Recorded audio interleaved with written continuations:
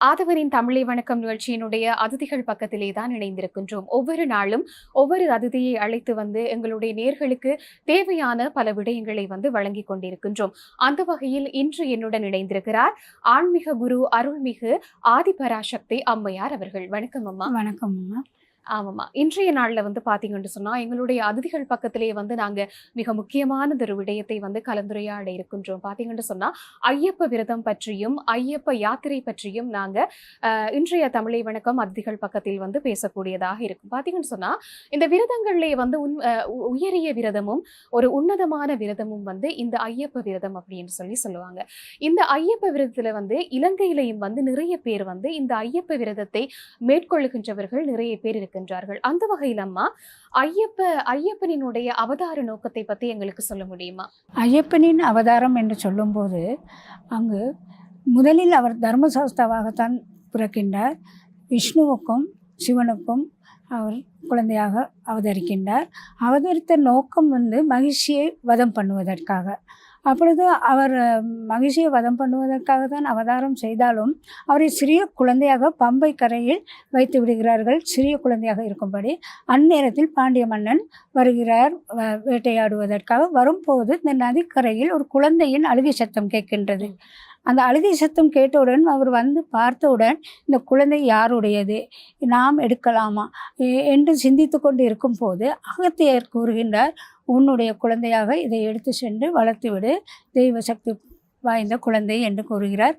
அதன் பிறகு இவர் எடுத்து சென்று அங்கு வளர்க்கும் போது இவரின் நிலையில் இருக்கும் போது அந்த மன்னனுக்கு இன்னொரு குழந்தை அவதரிக்கிறது. அதை கண்டவுடன் அந்த தாயின் நிலை மாற்றம் அடைகின்றது. எப்படி என்றால், அழகாக வளர்க்கின்றார்கள். வளர்த்து கொண்டு இருக்கும் போது குழந்தை கருவில் வந்தவுடனேயே தாயின் எண்ணம் அல்லவா, தாயின் எண்ணம் தோற்றம் அளிக்கின்றது.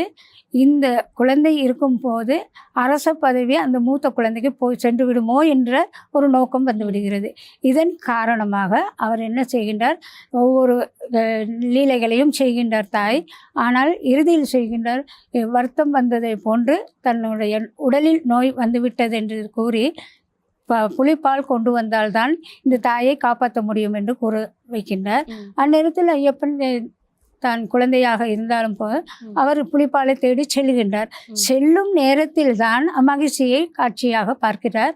அந்த இடத்தில் அவரை சம்மாரம் செய்துவிட்டு புலிப்பாலை எடுத்துக்கொண்டு வரும்போது தேவர்களும் புலியாக மாறி அங்கு வருகிறார்கள், காட்சி கொடுக்கின்றார்கள். அந்நேரத்தில் இந்த ராஜனும் ராணி உணர்கின்றார்கள், இது தெய்வ சக்தி வாய்ந்தது என்று. அதன் பிறகு அவரை வழிபட்டு நீ யார் என்று எல்லாம் கேட்கின்றார். கேட்டதன் பிறகு இவர் அதை கூறியதுக்கு பிறகு தான் அவர் தன்னுடைய எந்த நிலையை அடைய முடியும் என்று சிந்திக்கும் போதுதான் அகத்தியரும் அங்கு வந்து பராசுர முனிவரும் இருவரும் வந்து அவருடைய காட்சிகளை காட்டும்போது, எந்த காட்சியை நீ விரும்புகின்றாய் என்று கூறும்போது பிரம்மச்சாரிய நிலைத்தான் உகந்ததென்று அவர் அங்கு சென்று ஐயப்பனாக அமர்கின்றார். அதன் பிறகுதான் இந்த ஐயப்பனின் சக்தி மிக அழகாக வரும்போதுதான் அந்த நிலையில்தான் இவர்கள் அங்கே காடு இதெல்லாம் சேர்ந்து 5 மலைகளை தாண்டி தான் அங்கே செல்ல வேண்டியிருக்கு. சிரமப்பட்டு ஒரு மனிதன் வாழ்க்கையில் எதை செய்கின்றானோ அதில் வெற்றியாக பெற முடியும். சிரமம் இல்லாமல் அதை இலகுவாக அடையலாம் என்று எண்ணும் நிலையில் அதை அடைய முடியாது அல்லவா. அந்த நேரத்தில் அவர் அங்கு அமர்ந்திருக்கும் போதுதான் இந்த விரதத்தின் மகிமை என்னவென்றால், எல்லா விரதங்களும் இருக்கின்றது. கௌரி விரதத்தை எடுத்துக்கொண்டால் 21 நாள், நவராத்திரி எடுத்தால் 9 நாள், இப்படி ஒவ்வொரு சிவராத்திரி எடுத்தால் 1 நாள். பல சிவராத்திரிகள் இருந்தால் கூட நாம் மேற்கொள்ளும் சிவராத்திரி ஒரு நாளாக இருக்கின்றது.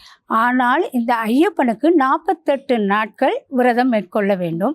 அதுவும் கடுமையான விரதமாக மேற்கொள்ள வேண்டியிருக்கின்றது. நிச்சயமாக அம்மா, இந்த ஐயப்பனினுடைய வரலாறு என்பது ஒரு மிக நீண்ட வரலாறு. அந்த வரலாறை வந்து மிக சுருக்கமான ஒரு விதத்தில் வந்து சொல்லியிருந்தீங்க அம்மா. மிக முக்கியமான ஒரு கேள்வி ஒன்று நான் உங்கள்கிட்ட கேட்க வேண்டியதாக இருக்கு. வந்து பார்த்தீங்கன்னு சொன்னா, இந்த ஐயப்ப விரதத்திலே வந்து முதலாக கார்த்திகை 1ஆம் நாள் வந்து மாலை போடுவாங்க.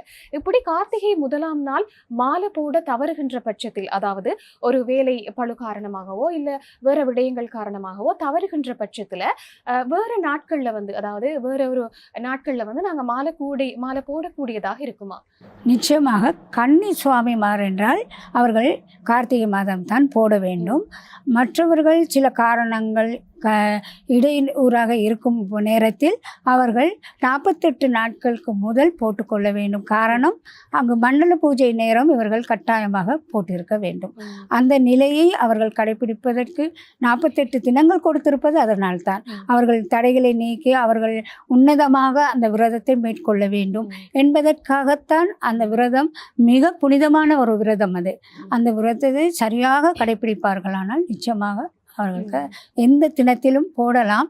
ஆனால் எந்த தினத்தில் போடுவதென்றால் பௌர்ணமி தினம் இருக்கின்றது, அவர்களுக்கு உன்னதமான தினங்கள் இருக்கின்றது.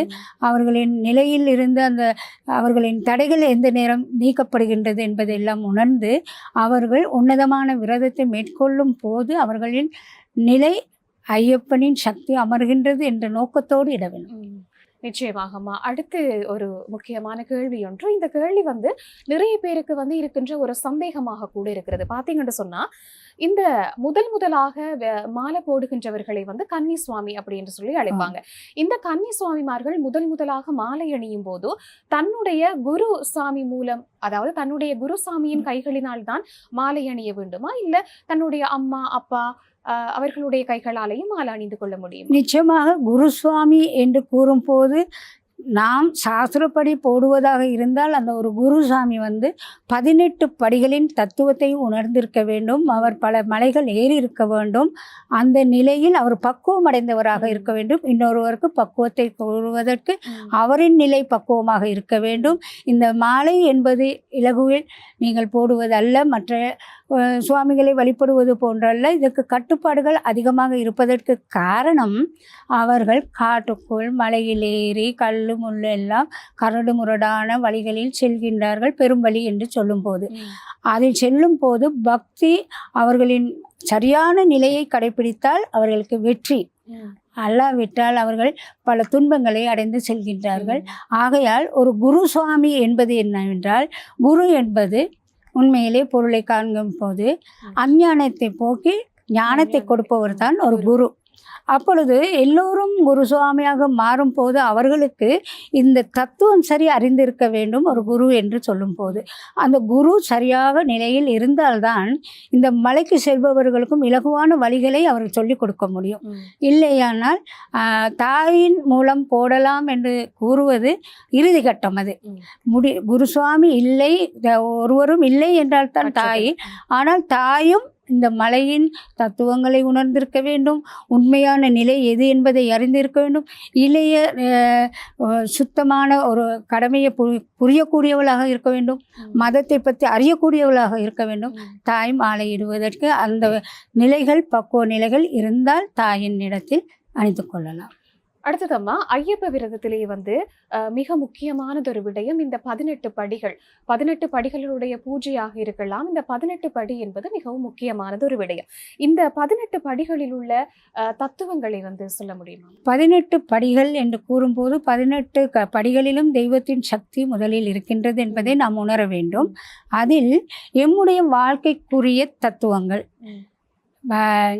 ஞானேந்திரியம் 5, கர்மேந்திரியம் 5, 10 ஆகிவிட்டது. பஞ்சபூதங்களின் தன்மை இல்லாமல் ஒரு மனிதன் உருவாக முடியாது அல்லவா? அப்போ பஞ்சபூதங்களின் தன்மை அங்கே 15 ஆகிவிட்டது. ஒவ்வொரு மனிதனுக்கும் 3 குணங்கள் இருக்கின்றது. அந்த 3 குணங்களும் மேற்படியில் அமைகின்றது. இந்த படிகளில் நாம் தத்துவங்களை எப்படி அமர்த்துகின்றோம் என்றால், இன்று நாம் எத்தனை பிழைகளையோ விட்டிருக்கலாம். ஆனால் மலை ஏறும் போது பக்தி வெள்ளத்தில் நாம் சக்தியாக எம் இதயத்தில் அவரை அமர்த்தி விடுகிறோம். அந்த நிலையில் நாம் செல்லும் போது ஒவ்வொரு படியிலும் ஒவ்வொரு தத்துவத்திற்கு ஏற்றபடி நாம் படி ஏறும் போது முதல் தத்துவத்தில் எமது பாரதூரமான பிழைகள் இருக்கலாம், அதை கழிக்க வேண்டும். மனநிலை என்ன செய்கின்றது? எம்முடைய எதை கண்டாலும் கவரக்கூடிய சக்தி அங்கே மனம் மாற்றம் அடையும். அதற்காகத்தான் இந்த தத்துவங்களை அழகாக அமர்த்தியிருக்கின்றார்கள். அவர்கள் படியில் பாதத்தை அமர்த்தும் போதே இந்த முறையில் நாம் எந்த தவறுகளை விடுகின்றோமோ அதில் ஒரு படியை நாம் குறைக்க வேண்டும். அதன் பிறகு மலையேறி ஐயப்பனின் ஆசியை பெற்றதன் பிறகு குறைகளை ஒவ்வொன்றாக குறைக்கும் போது 18 படி ஏறும் போது 18 தத்துவங்களை உணர்ந்து விட்டால் அவர் ஞானத்தை பெறுகின்றார். 18ஆம் படிகள். ஞானத்தை பெற்றுவிட்டால் அஞ்ஞானம் அழிகின்றது. அஞ்ஞானம் அழிந்தது. எம்முடைய அசுரர்கள் என்பது எது? எம்முடைய மனிதனாக பிறந்த எம்மிடத்தில் எல்லோரிடமும் அசுர குணங்கள் இருக்கின்றது. அவற்றை நாம் ஒவ்வொரு படிக்கும் ஒவ்வொரு தத்துவத்தை இறக்கினாலே போதுமானது. அவற்றை எல்லாம் இறக்கிய பிறகு நாம் யார் என்பதை அவர் உணர்த்துகின்றார். உணர்ந்ததன் பிறகு ஞானத்தை கொடுக்கின்றார். ஞானம் ஒரு மனிதனுக்கு வந்துவிட்டாலே அஞ்ஞானம் மறைக்கப்படுகின்றது. அஞ்ஞானம் மறைந்த பிறகு அவர் உண்மையிலே பிரம்மச்சாரியத்தை கடைபிடித்து அவர் முத்தி பேரின்பத்தை கொடுப்பதற்காகத்தான் அங்கு அமர்ந்திருக்கின்றார். அந்த முத்தி பேரின்பத்தை அடைவதற்கு முறையாக நாம் செல்லும் போது அவர் அந்த தத்துவத்துக்குரிய நிலையை அமர்த்துகின்றார். ஆமாம்மா, ஐயப்ப விரதத்தினுடைய 18 படிகளினுடைய தத்துவங்களை வந்து அழகாக சொல்லியிருந்தீங்க. அதுலயும் அம்மா ஐயப்ப விரதத்தை பொறுத்தவரையில பல நெறிமுறைகள், பல கட்டுப்பாடுகள் கொண்ட விரதம் ஐயப்ப விரதம். இந்த ஐயப்ப விரதத்தில் உள்ள மிக முக்கியமான நெறிமுறைகள் அப்படின்னா என்னம்மா சொல்லலாம்? நெறிமுறைகள் என்று சொல்லும் போது ஐயப்பனின் விரதம் என்கும் சொல்லும் போதே அவர் பிரம்மச்சாரி என்பதை நாம் நினைவுக்குள் கொண்டு வர வேண்டும். பிரம்மச்சாரி என்றால் ஒரு துறவிக்கு சமமானவர். எந்த ஒரு பற்றுதலும் எந்த ஒரு பாசமும் எதுவுமே இல்லாமல் தான் அங்கு மலையில் ஏறி நிற்கின்றார். அவரை நாம் நாடி செல்வது எம்முடைய நிலையும் அந்த நிலையை அடைய வேண்டும் என்பதற்காக பல கட்டுப்பாடுகள், உணவில் கட்டுப்பாடுகள் தேவை. அதே போன்று எம்முடைய ஆச்சார அனுஷ்டானங்களை சரியாக கடைபிடிக்க வேண்டும். அதே நேரத்தில் அவர்களுக்கு கருமையான உடை, நீல கலர் உடை, இவைகளை காவி இவைகளை அணியலாம். அணியும் போது அவர்கள் மாலை அணிந்து விட்டாலே ஐயப்பனாக கருதப்படுகின்றார்கள். ஐயப்பனாக ஏன் கருதுகின்றோம் என்றால் அவரை போன்ற இவர்கள் பிரம்மச்சாரியத்தை கடைபிடிக்க வேண்டும் என்பதற்காகத்தான் அவர்களை ஐயப்பன் என்று அழைக்கின்றோம். அந்த ஐயப்பனின் தத்துவ நிலையில் இருந்து இவர்களும் பக்குவ நிலைக்கு அடைய வேண்டும் என்பது மிக முக்கியமானது. இல்லங்களில் மிக சுத்தமாக இருக்க வேண்டும். இல்லங்களில் மாத்திரமில்லை, அவர்கள் எந்த இடத்துக்கு சென்றாலும் புனிதமான நிலைகளில் இருக்க வேண்டும். புனித நிலை அவர்களின் எண்ணத்தில் எந்நேரமோ ஐயப்பனின் நாமம் ஜெபித்து கொண்டே இருக்க வேண்டும். அவர் நாமம் போய்கொண்டே இருக்க வேண்டும். அப்பொழுதுதான் ஐயப்பனின் சக்தி அதில் அமர முடியும். எம்முடைய நிலையில் ஒவ்வொரு 6 ஆதார சக்கரங்களில் அமைவதே தெய்வத்தின் சக்தி தான். அதை நாம் மீண்டும் அவரை நாம் சக்தியை ஊட்டுவதற்கு தான் இந்த 48 நாட்கள் ஜெபம் பண்ண வேண்டும். அவரின் கவசத்தை பாராயணம் பண்ண வேண்டும். அவரின் நாமங்களை உச்சாடனம் செய்ய வேண்டும். அதே போல் சகஸ்ர நாமங்கள் நாம் எப்படி பாராயணம் பண்ணுகின்றோம், இந்த நிலையில் அவருடைய காலையில் எழுந்த நேரத்தில் இருந்து அவரின் சிந்தனை மாத்திரம் அவர்களுக்கு இருக்க வேண்டும். அந்த நிலையில் உணவில் கட்டுப்பாடு இல்லை இவர்களுக்கு. காரணம் உணவில் கட்டுப்பாடு என்ன, அளவு இல்லை. ஏனென்றால் அவர்கள் மலை ஏற இருக்கிறார்கள், அவர்களுக்கு சக்தி தேவை. ஆகையால் அவர்களின் நிலையில் உணவில் கட்டுப்பாடு என்றால் அகற்றப்பட்ட பதார்த்தங்கள் எதையுமே தொடக்கூடாது ஒன்று. அதே போல் அவர்கள் நல்ல இடங்களுக்கு, திருமணம் நடக்கின்ற இடங்களுக்கு செல்லக்கூடாது, ஏன்னா பிரம்மச்சாரி. அதே நேரத்தில் இறந்தவர்கள் ஏழைகளுக்கும் போகக்கூடாது, துக்கங்களில் கலந்து கொள்ளக்கூடாது. ஏனென்றால் அந்த நாம் புனித நிலையை அடைந்திருக்கும் போது, ஜெபம் பண்ணும் போது, தியானம் இருக்கும் போது தெய்வத்தின் நாமத்தை மாத்திரம் நாம் ஜெபிக்கின்றோம். அந்த சக்தி எம் உடலுக்குள் இருக்கின்றது என்பதை உணர்ந்து விட்டால் அசுத்தமான இடங்கள் எதுவாக இருந்தாலும் அங்கு செல்லல் ஆகாது. அங்கு செல்லும் போது இவர்களுக்கு பல சிக்கல்கள் ஏற்படுகின்றது. அதை உணர வேண்டும். முதலில் ஒரு குருவாகப்பட்டவர் உண்மையாக அவர்களின் நிலையை உணர்த்தும் நிலைக்கு அமர்த்த வேண்டும். 18 படி என்றால் என்ன, தத்துவங்கள் என்றால் என்ன, நாம் மலைக்கு செல்லும் வரை ஏன் இவற்றை கடைபிடிக்க வேண்டும் என்பதை குரு அவருக்கு உபதேசம் செய்ய வேண்டும். உபதேசம் செய்வது மாத்திரமல்ல, பஜனை என்று சொல்லும் போது அவர்கள் பஜனை பாடும் போது கூட உள்ளத்தில் இருந்து அவர்களின் பஜனை பக்தி வெள்ளமாக வரும்போது தான் இன்னொருவரையும் பக்திக்கு இழுத்து செல்லப்படுகின்றது. இந்த நிலைகளெல்லாம் கொண்டாடும் போது இல்லத்தில் இருக்கக்கூடாது என்றுதான் யாம் கூறுவது. காரணம், இல்லங்களில் பெண்கள் இருக்கும்போது அசுத்தம் அடையக்கூடிய தன்மைகள் ஏற்படுகின்றது. அந்த அசுத்தம் மாத்திரமில்லை, வருபவர்கள் எந்த நிலையில் வருகின்றார்கள் என்பது தெரியாது. ஆகவே புனிதமான ஒரு ஆலயத்தில் அமர்ந்து அவர்கள் இந்த விரதத்தை கடைபிடிப்பார்கள். ஆனால் நிச்சயமாக எந்த கஷ்டமும் இல்லாமல் அவர்கள் மலை ஏறி வரும் வரை அவர்கள் சிந்தனை ஐயப்பனை நாடியதாகவே இருக்க வேண்டும். பல நெறிமுறைகள், பல கட்டுப்பாடுகள், பல விடயங்களை வந்து நீங்க சொல்லியிருந்தீங்கம்மா. ஆனா வந்து தற்காலத்துல வந்து இப்ப முக்கியமான ஒரு கட்டுப்பாடாக வந்து வர்ண ஆடைகள் அணியக்கூடாது. அடுத்தது வந்து முகசவரம் ஆ, செய்யக்கூடாது. ஆ, பாதணிகள் ஆ. அணியக்கூடாது. அப்படின்னு சொல்லி நிறைய கட்டுப்பாடுகள் வந்து இந்த விரதத்துல இருக்கு. ஆனாலும் வந்து தற்காலத்துல வந்து ஆண்களை பொறுத்தவரையிலே தற்காலத்துல வேலைக்கு போறவங்க வந்து நிறைய பேர் இருக்கிறாங்க. இருக்கின்றன. இப்படி வேலைக்கு போற பட்சத்துல வந்து இவங்க வர்ண ஆடைகள் அணிய வேண்டியிருக்கும். காலில் பாதணிகள் அணிய வேண்டியிருக்கும். இப்படியெல்லாம் செய்யறதுனால இப்படி செய்தால் அது வந்து விரதத்திற்கு ஒரு முரணான செயற்பாடாக அமையுமாமா? இல்லை, அவர்களின் வாழ்க்கையின் ஊந்துகோல் தான் ஒரு தொழில். தொழிலின் கட்டுப்பாடுகளை அவர்களால் மீற முடியாது அல்லவா? முடியாது. ஆனால் அவர்களின் உள்ளத்தையும் எண்ணத்தையும் மிக துணிமையாக வைத்து கொண்டால் ம். அவர்கள் அந்த நேரத்தில் ஆடையை அணிந்து செல்லலாம், பாதணியை அணிந்து செல்லலாம். ம். ஆனால் வந்த உடனேயே அவர்கள் நீராட வேண்டும். நீராட வேண்டும். அதன் பிறகு அவர்கள் ஜெபம் பண்ணி தியானம் பண்ணி அந்த ஆடையை அணியும் போது அவர்களின் சக்தி வேறாக தென்படும். ம். அந்த ஆடையில் தடையை ஏன் கொடுக்கின்றோம் என்றால், யார் வந்தாலும் முன்னால் வரும்போது ஐயப்ப சுவாமி வருகிறார் என்று இதில் காண்கின்றோம், ஆடையில். ஆடையில் தான் கணிக்கின்றோம்.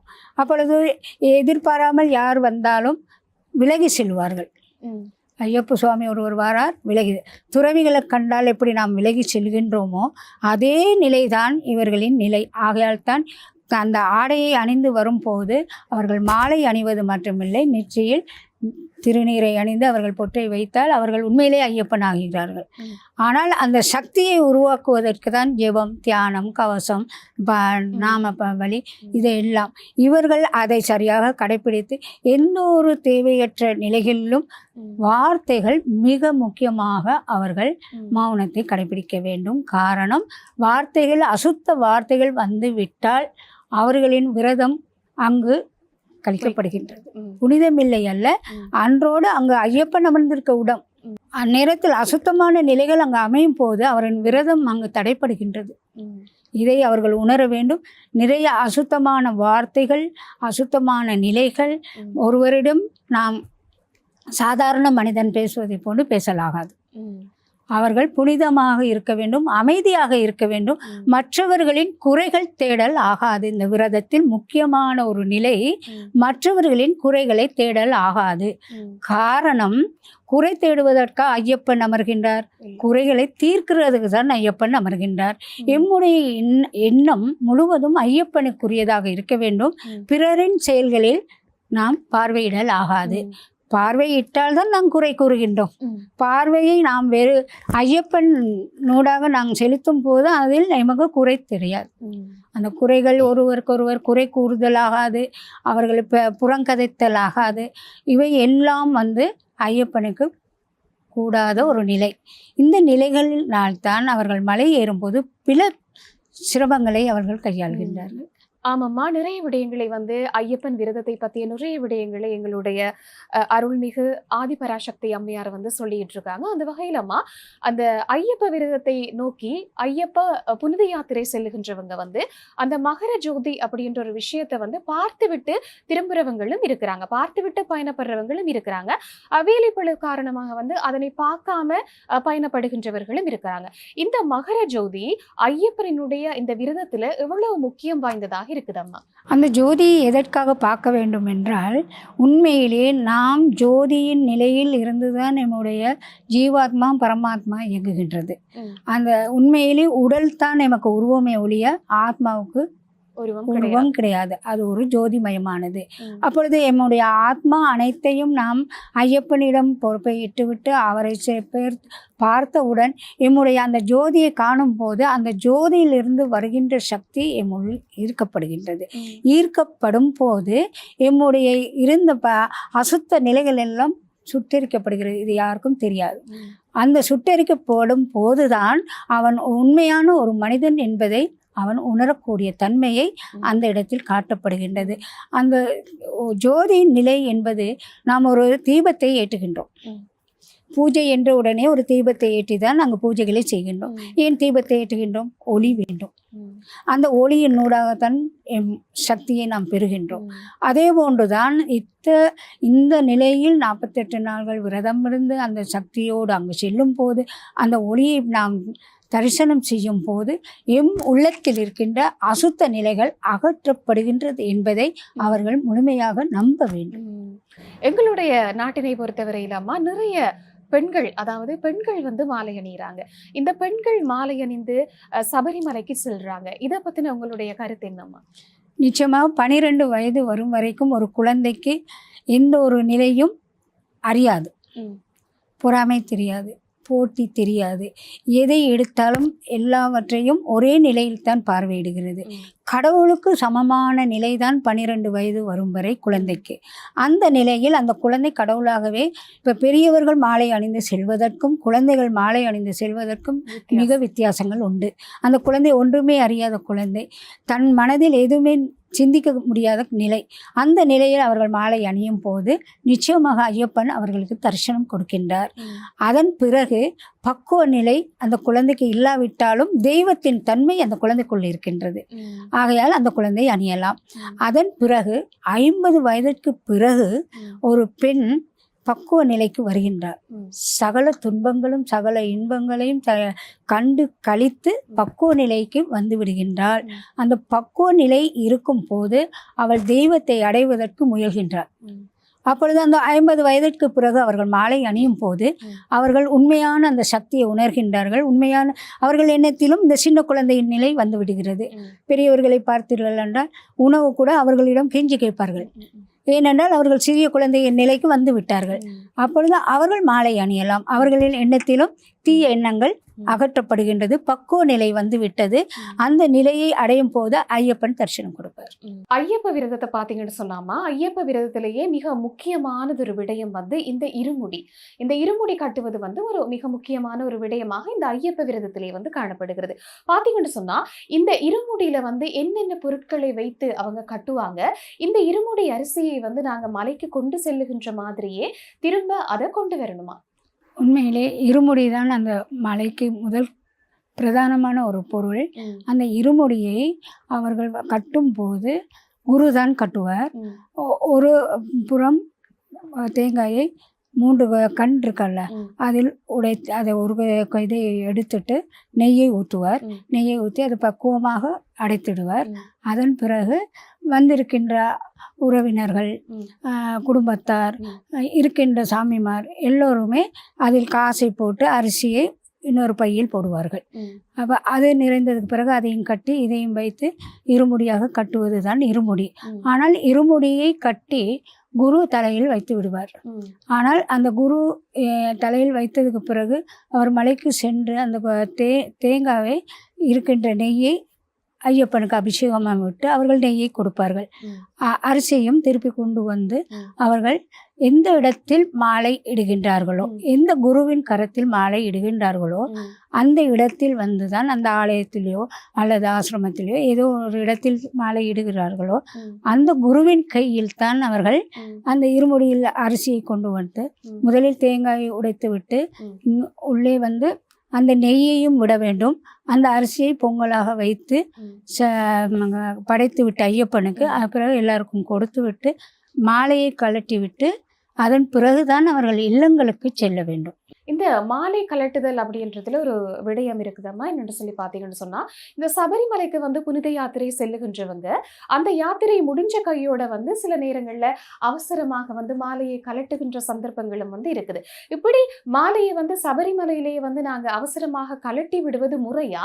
அப்படி இல்லைன்னு சொன்னா யாரு எங்களுக்கு மாலை அணிவித்தாங்களோ அந்த அணிவித்தவர்களுடைய கைகளாலேயே வந்து நாங்க மாலையை வந்து கலட்டி கொள்ளணுமா? சாதாரணமாக நாம் நினைக்கும் போது ஒரு காரியத்தை நாம் எந்த இடத்தில் தொடக்குகின்றோமோ அந்த இடத்தில் முடிப்பதுதான் வளமை. ஆகவே அந்த குருவின் கரத்தில் அவர்கள் அந்த மந்திரத்தை கூறி முறையாக கலட்ட வேண்டும். எந்த இடத்தில் போட்டார்களோ அந்த இடத்தில் வரும்போதுதான் அவர்கள் முழுமையை பெறுகின்றார்கள். இல்லவென்றால் இடையில் விடும்போது அவர்கள் விரதம் இடையில் உடைக்கப்படுகின்றது. இதை இவர்கள் உணர வேண்டும். குரு என்று சொல்லும் போது அந்த குருவுக்கு உண்மையிலேயே அது எத்தனை பேருக்கு மாலை இடுகின்றாரோ அந்த இடுகின்ற அத்தனை பேரும் இந்த குருவுக்கு அவர்கள் குழந்தையாக மாறுகின்றார்கள். ஒரு தாய் தந்தை எப்படி குழந்தையை பார்க்கின்றாரோ, எப்படி அவதானிக்கின்றாரோ அதே போன்றுதான் இந்த குரு ஒவ்வொரு தினமும் போதனை செய்ய வேண்டும். அவர்களை தன்னுடைய குழந்தையாக தழுவ வேண்டும். தழுவி அந்த குழந்தையை மலை ஏறும் வரை அவர்கள் உண்மையான நாம் ஏசுகின்றோம் என்று கூறும்போது அவர்கள் மனம் வேதனைப்படும் அல்லவா. நாம் புனித யாத்திரை என்று கூறிவிட்டோம். அந்த குழந்தைகள் எம்மை நம்பி வந்து மாலை இடுகின்றார்கள். அவர்களை நாம் எப்படி பாதுகாக்க வேண்டும், எந்த முறையில் அவர்களை அழைத்து செல்ல வேண்டும், அந்த இடத்தில் அவர்கள் இன்பத்தை அடையும் போது அவர்கள் தன்னை அறியாமலே மலை ஏறுவார்கள். நாம் ஏதோ ஒன்றை கூறிவிட்டால் அவர்கள் மனம் உடைந்த பிறகு மலை ஏறுவதற்கு மிக சிரமப்படுவார்கள். ஆகவே அந்த எத்தனை பேர் மாலை இடுகிறார்களோ அவர்கள் தன்னுடைய குழந்தையாக ஏற்க வேண்டும். தன் குழந்தையை எப்படி நாம் தழுவி எப்படி பார்க்கின்றோமோ அதே போன்று இவர்களுக்கு நாம் மந்திரங்களை உபதேசித்து கொண்டே இருக்க வேண்டும். ஒவ்வொரு படியின் தத்துவங்களை சொல்லிக் கொடுக்க வேண்டும். அவர்கள் மலை ஏறுவதற்கும் நாம் பாதுகாவலாக செல்ல வேண்டும். அவர்களின் மலை ஏறி முடிந்ததன் பிறகு அவர்களை மீண்டும் நாம் பாதுகாவலாக கூட்டி வந்து எந்த இடத்தில் மாலை இட்டோமோ அந்த இடத்தில் மாலையை கலட்டுவதுதான் உண்மையான நிலை. ஆனால் சிலர் வியாபாரமாக செல்கின்றார்கள். சிலர் உறவினர்களை பார்ப்பதற்கு அந்த இடத்திலே செய்து கொள்ள வேண்டும் என்பதற்காக அங்கே இருக்கும் குருசாமியை கூறி மாலையை கழட்டுகிறார்கள். ஆனால் விரதத்தின் முழுமை அங்கு அடையவில்லை என்பதை அவர்கள் உணர வேண்டும். நாம் எந்த இடத்தில் ஒரு காரியத்தை தொடங்குகின்றோமோ அந்த இடத்தில் முடிக்கும் போதுதான் முழுமையை அடைகின்றது. இதை அறிந்து அவர்கள் அதை செய்யும் போது நிச்சயமாக ஒவ்வொருவருமே மாலையை அணிந்த பிறகு அந்த மாலை கலட்டல் ஆகாது. அப்போ அந்த மாலையை ஒவ்வொரு நிலமும் நாம் ஜெபம் பண்ணி இருக்கும் போது அதில் சக்தி அமர்கின்றது. ஜெபம் பண்ணாமல் சில பேர் பஜனையோடு விடுகின்றார்கள். அதே போன்று நாம் அந்த ஐயப்பனுக்கு நெய்வேத்தியம் செய்வது எப்படி என்பதை பார்க்க வேண்டும். உண்மையிலே ஐயப்பன் விரும்புவது தாந்திரிக முறையான பூஜைகளைத்தான் அவர் விரும்புவார். இப்போ தாந்திரிக முறையில் பூஜை செய்யாவிட்டாலும் அவருக்கு நெய்வேத்தியம் கொடுக்கும் போது இந்த மந்திரங்களை சொல்லலாம். நாம் நெய்வேத்தியம் கடவுளுக்கு கொடுக்கும் போது எம் உடலுக்குள் 10 வாயுக்கள் வேலை செய்கின்றது. அதில் பிரதானமான 5 வாயுக்களை தான் நாம் கூறி பிரசாதத்தை தெய்வத்துக்கு கொடுக்கின்றோம்.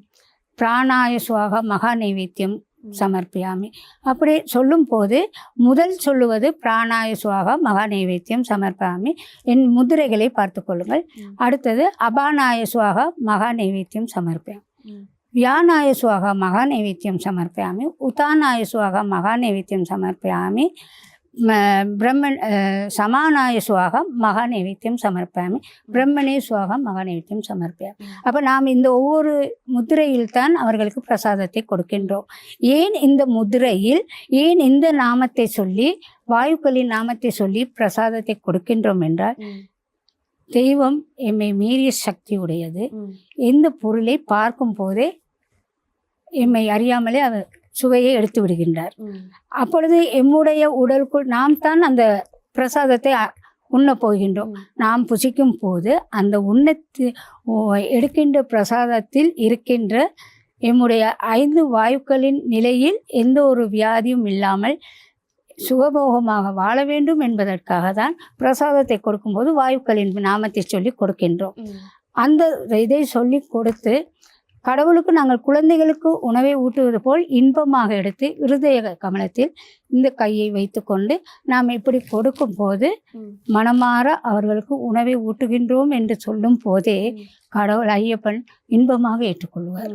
அதை கட்டாயமாக இவர்கள் பஜனை வைத்தது மாத்திரமல்ல, உணவை அவர்களுக்கு கொடுக்க வேண்டும். அபிஷேகம் செய்கின்றோம். எதற்காக செய்கின்றோம்? நாம் எப்படி நீராடுகின்றோமோ அதே போன்று அந்த பொருட்களை ஊற்றி அபிஷேகம் செய்யும் போதும் அவரின் நாமத்தை சொல்லி அபிஷேகம் செய்யும் போது குளிர்மை அடைகின்றோம்.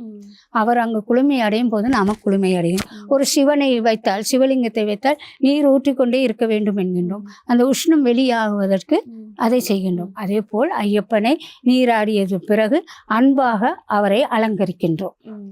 ஆடைகளை அணிந்து மாலைகளை இட்டு அவரை அலங்கரிக்கும் போதே எம் இன்பம் அந்த இடத்துக்குள் என் குழந்தையை நாம் எப்படி பாதுகாக்கின்றோம் என்ற எண்ணத்தோடு அவரை அலங்கரிக்க வேண்டும். அதன் பிறகு அவருக்கு நீராடிய பிறகு குழந்தைக்கு உணவு கொடுக்க விட்டால் எப்படி இருக்கும்? அதே போல் அவருக்கு பிரசாதமாக நம் நைவேத்தியத்தை கொடுக்கின்றோம்.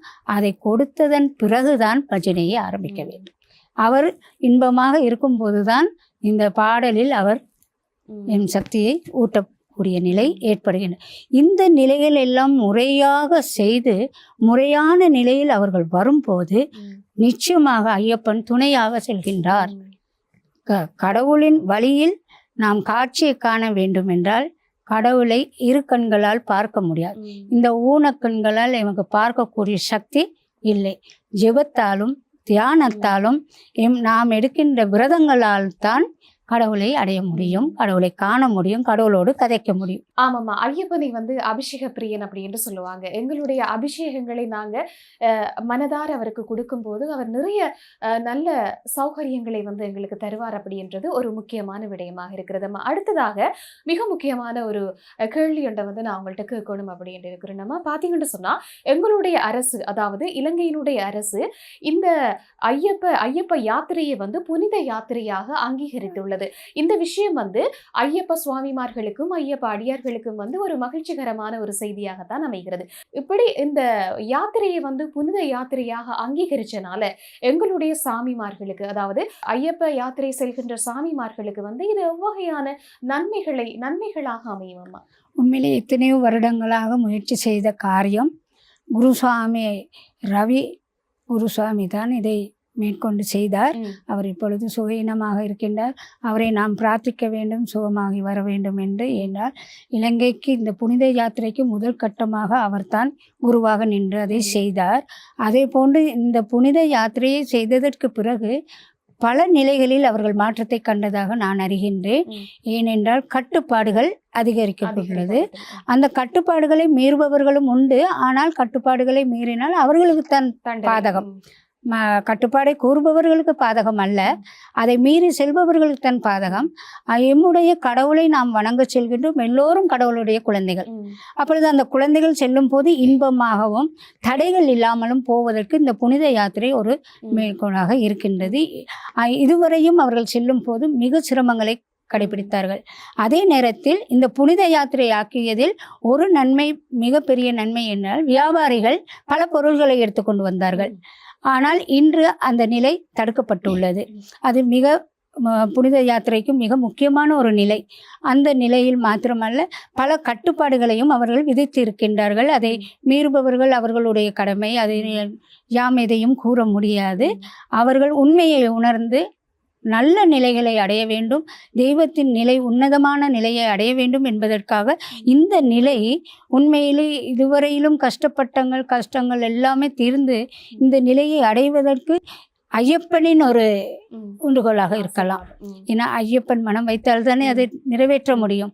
அவர் உண்மையிலேயே இலங்கை மக்களுக்கு அவர் காட்சியாக இருக்கின்றார் என்பதை தான் இது உணர்த்துகின்றது. நிச்சயமாக இலங்கை மக்கள் வந்து ஐயப்பனை முழுமையாக மெய்யன்போடு வந்து வழிபடக்கூடியவர்கள். அதனால தான் வந்து அதாவது இந்தியாவிலே வந்து இலங்கையினுடைய ஐயப்ப பக்தர்களுக்கு வந்து ஒரு பெரிய இடம் வந்து இருக்கிறது அப்படின்னு சொல்லுவாங்கம்மா. இந்த ஐயப்ப பக்தர்கள் வந்து பாத்தீங்கன்னு சொன்னா அதாவது இந்த புனித யாத்திரை ஆக்குறதுக்கு முந்தி வந்து விமான நிலையங்கள்ல கூட சில அசௌகரியங்களை வந்து அவங்க வந்து பார்த்திருப்பாங்க. வந்து இருமுடிகளை வந்து அவங்க ஒரு அசௌகரியமான நிலையில வச்சிருப்பது, அப்படியான விடயங்களுக்கு ஒரு முற்றுப்புள்ளியாக இந்த செயற்பாடு அமையும் அப்படின்னு சொல்லி நாங்க சொல்லலாம் இல்லையாம்மா? அதே நேரத்தில் அம்மா, மற்றவர்களை நாம் குறை கூற முடியாது. காரணம், இவர்களுக்கு நாம் அணிந்து செல்பவர்களுக்கு விரதத்தின் தன்மை புரிய முடியவில்லை. ஆகையால் மற்றவர்கள் அதை ஏளனம் பண்ணுகின்றார்கள் என்றால் அவர்களுக்கு இதை புரியாத நிலையில் தான் அவர்கள் அதை செய்கிறார். அதனால் தான் இந்த ஐயப்பன் இந்த நிலையை உருவாக்கி இருக்கிறார் என்பதை மக்கள் மிக சந்தோஷத்தோடு ஏற்றுக்கொள்ள வேண்டிய நிலை. அடுத்ததாகமா, சபரிமலைக்கு வந்து மாலை போட்டிருப்பாங்க, நிறைய சாமிமார்கள் வந்து மாலை போட்டிருப்பாங்க. ஒரு பொருளாதார ரீதியாகவோ அல்லது சுகையின ரீதியாகவோ வந்து அவங்களுக்கு இந்த புனித யாத்திரையை மேற்கொள்ள முடியாத ஒரு நிலை வந்து காணப்படும். அப்படி இருக்கக்குள்ள இலங்கையில வந்து எந்தெந்த தலங்கள்ல, எந்தெந்த ஆலயங்கள்ல வந்து அவங்களுடைய மாலையை வந்து கழட்டி அந்த விரதத்தினை வந்து நிறைவு செய்யக்கூடியதாக இருக்கும்? உண்மையிலே கூறப்போனால் இலங்கையில் ஆனந்த ஐயப்ப ஆலயம் இருக்கின்றது முகத்துவாரத்தில். அந்த ஆலயம் கேரள மக்களால் வந்து இன்று அவர்கள்தான் தந்திரிகள் அவர்கள் பூஜைகளை செய்கின்றார்கள், மேற்கொள்கின்றார்கள். ஐயப்பனின் உண்மையான நிலைகளை அவர்கள் உணர்ந்து தாந்திரிக பூஜைகள் நடைபெறுவது அந்த ஆலயத்தில். அந்த ஆலயத்தில் நிச்சயமாக படியேறலாம். முடியாதவர்கள் எல்லோரும் அல்ல, முடியாதவர்கள் சிறு குழந்தைகள் அவர்கள் ஏறலாம். என்றால் சிறு குழந்தைகள் மேலே போகும்போது தாய் தப்பனுக்கு இடையூறாக இருக்கும் அவர்களை மலையில் ஏற்றி கொண்டு வருவது. ஆகவே இந்த இடத்தில் மலை ஏறலாம். அதே போன்று மலை ஏறுவதற்கு யாழ்ப்பாணத்திலும் ஒரு இடம் இருக்கென்று கேள்விப்பட்டேன். இந்த இரு இடங்களிலும் அவர்கள் மலை ஏறி அவர்கள் புனிதத்தை காக்கும் போது உண்மையான முறையில் அவர்கள் சக்தியாக வழிபடும் போது ஐயப்பன் எந்த இடத்தில் இருந்தாலும் எம் இல்லத்தில் இருக்கின்றார், எம் உள்ளத்தில் இருக்கின்றார். எல்லா வல்ல அந்த ஐயப்பனின் தரிசனம் எல்லோருக்கும் கிட்ட வேண்டும் என்பதை அவர் உணர்ந்திருக்கின்றார். எங்கு இருந்தாலும் அன்போடு அழைக்கும் போது அவர் எமக்கு காட்சியாக நிற்பார் என்பதை உறுதியாக நாம் கூற முடியும். நிச்சயமாக. இன்னும் ஒரு சில காலங்களில் வந்து ஐயப்ப பக்தர்கள், அதாவது எங்களுடைய சாமிமார்கள் வந்து ஐயப்ப மலையை நோக்கி வந்து போறதுக்கு வந்து ஆரம்பமான நிலையில வந்து இருக்கிறாங்க. இந்த நேரத்துல வந்து எங்களுடைய ஐயப்ப பக்தர்கள் சுவாமிமார்களுக்கு வந்து நீங்க ஏதாவது சொல்ல விரும்புறீங்களாமா? நிச்சயமாக. நான் முதலில் கூறுவது, எம்முடைய இலங்கையில் தான் உண்மையாக அவர்கள் கடுமையாக விரதங்களை மேற்கொள்கின்றார்கள் என்பதை பெருமையாக கூறக்கூடியதாக இருக்கின்றது. அதே போன்று எல்லா பக்தர்களும் இன்று எமது இலங்கையில் ஏற்பட்டிருக்கின்ற இயற்கை சீற்றங்களில் இருந்து நான் தப்புவதற்கு ஐயப்பனிடம் அனைவரும் வேண்டுகோள் விட வேண்டும், பிரார்த்தனை செய்ய வேண்டும். காரணம், மக்கள் அனைவரும் நாம் ஒற்றுமையாக வாழ்வதற்கு அவர்களின் மலை ஏறும் போது தடைகள் இன்றி சகல நிலைகளும் எல்லா ஐயப்ப குழந்தைகளும் ஆனந்தமாக அவர்கள் சென்று அந்த பூஜையை முடித்து வருவதற்கு ஐயப்ப சாமிமார் ஒற்றுமையை கடைபிடிக்க வேண்டும். இன்னொருவரின் நிலையில் மற்றொருவர் குறை கூறுவதை நிறுத்த வேண்டும். அவர்கள் அனைவரும் ஐயப்பனின் குழந்தைகள் என்பதை உணர வேண்டும். பூஜை என்று சொல்லும் போது ஒவ்வொருவரும் ஒவ்வொரு மனதில் நினைப்பதை தான் அவர்கள் பூஜையாக விடுகின்றார்கள். அதைத்தான் அவர்கள் செயல்பாட்டிலும் கொண்டு வருகிறார்கள். அதை நீங்கள் குறையாக எண்ண வேண்டாம். நிறையாக எதை ஏற்றுக்கொள்கிறோமோ அந்த நிறைவுதான் நம்முடைய மனம் என்பதை நீங்கள் உணர வேண்டும். அனைவரும் அன்பான நிலையில் ஒற்றுமையான தன்மையில் செல்ல வேண்டும் என்பது இந்த அன்னையின் ஆசை, ஆசீர்வாதம். அதை அவர்கள் மேற்கொள்வார்கள் என்று நான் நினைக்கின்றேன். காரணம், எம்முடைய இலங்கையில் இருந்து நீங்கள் செல்லும் போது அந்த ஆனந்த ஐயப்பனை நீங்கள் வணங்கும் போது அந்த முறைகளை நாம் கட்டாயம் கடைபிடிக்க வேண்டும். போட்டி வேண்டாம், பொறாமை வேண்டாம், எண்ணம் குறை வேண்டாம், குற்றம் வேண்டாம். அனைத்தும் நிறைவு என்று எண்ணி நிம்மதியான நிலையை அடைய வேண்டும் என்று மாத்திரம் பிரார்த்தனை பண்ணி நீங்கள் செல்லும் போது சகல தெய்வங்களும் உங்களுக்கு ஆசீர்வதிக்கும். நிச்சயமாக அம்மா, உங்களுடைய ஆசீர்வாதமும் அனுகிரகமும் எங்களுடைய சாமிமார்களுக்கு வந்து நிச்சயமாக போய் சேர்ந்திருக்கும் அப்படின்ற நம்பிக்கையோட இன்னும் ஒரு கேள்வி வந்து கேட்கலாம்னு நினைக்கிறேன்மா. பார்த்தீங்கன்னு சொன்னா, இந்த சபரிமலைக்கு அதாவது ஆண்கள் சென்ற பிறகு, சாமிமார்கள் சென்ற பிறகு இந்த வீட்டில் இருக்கிற பெண்கள் வந்து எவ்வாறான பூஜைகளை வந்து, அதாவது அவங்க மலை இறங்கி வரும் மட்டும் எவ்வாறான பூஜைகளை வந்து எங்களுடைய பெண்கள் வந்து மேற்கொள்ள வேண்டும்? நிச்சயமாக ஒருவர் மாலை அணிகின்றார் என்றால் அந்த இல்லத்தரசன் மாலையை அணியும் போது இல்லத்து அரசிக்கும் அதில் உரிமை உண்டு என்பதை அவர் உணர வேண்டும். பிள்ளைகளுக்கும் அதில் உரிமை உண்டு என்பதை அவர்கள் அறிய வேண்டும். காரணம், ஆணும் பெண்ணும் அர்த்தநாரீஸ்வரராகத்தான் வாழ்க்கையை தொடங்குகின்றோம். அப்பொழுது ஒருவர் செய்யும் போது மற்றவர் அவருக்கு எதிராக செய்யல் ஆகாதல்லவா? அதனால் மனைவி தான் உண்மையிலே அவர்கள் மலைக்கு செல்லும் போது செல்கின்ற வழியில் அவர்கள் எதை மேற்கொள்வார்கள் என்று எங்களுக்கு தெரியாது. ஆனால் இல்லத்தரசியானவள், குழந்தைகளானவர்கள் அவர் மலை ஏறி வரும் வரையிலும் எந்த ஒரு நிலையிலும் அவர்கள் பங்கேற்றல் ஆகாது. அது மாத்திரமல்ல, அவர்கள் பூஜை தினமும் அவர்கள் ஐயப்பனை கவசம் பாடி அவர்களின் நாமத்தை உச்சரித்து என் கணவனின் பாதை யாத்திரை சரியாக இருக்க வேண்டும் என்றால் இல்லத்தில் உள்ளவர்கள் பிரார்த்தனை தான் அங்கு கொண்டு செல்லப்படுகின்றது. அவை இல்லத்தரசிகளோ அல்லது குழந்தைகளோ அனைவருமே எதை செய்ய வேண்டும் என்றால் அவர்கள் இருக்கும் வரைதான் பக்குவம் என்று கூறுவதல்ல. அவர்கள் சென்று வீடை வந்து சேரும் வரை உங்கள் உள்ளத்திலும் ஐயப்பன் குடிகொள்ள வேண்டும். அவர்களை நல்நிலையில் கொண்டு வருவதற்கு நீங்கள்தான் ஒரு காரணகர்த்தாவாக இருக்கின்றீர்கள் என்பதை உணர வேண்டும்.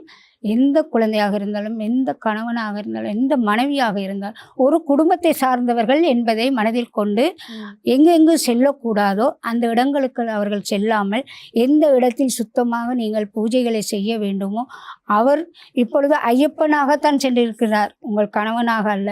அந்த ஐயப்பனுக்கு எப்படி பூஜை செய்கின்றீர்களோ அந்த ஐயப்பன் அங்கு சென்று அவர் தரிசனத்தை பெற்று வரும் வரையும் உங்கள் நாவில் கட்டுப்பாடும், உங்கள் நிலைகளில் கட்டுப்பாடும், உங்கள் கடவுளின் வழிபாட்டில் அதிகமாக நீங்கள் வழிபட வேண்டும். அவர்களை சிந்தித்து, அவர்களை ஐயப்பனாக சிந்தித்து, அவரை நீங்கள் பூஜை எந்த முறையில் செய்கின்றீர்களோ, அவர் இருக்கும் வரை எப்படி பூஜை செய்தீர்களோ அதை விட 2 மடங்கு கூடுதலாக நீங்கள் பூஜை செய்யும்போது அவரின் வழி தடுமாற்றம் அல்லாமல் ஐயப்பனின் துணையோடு அங்கு சென்று மீண்டும் வரும் வரை அந்த பூஜை நிலையாக இருக்க வேண்டும் என்று சகல பக்தர்களிடம் நான் கேட்டுக்கொள்கிறேன்.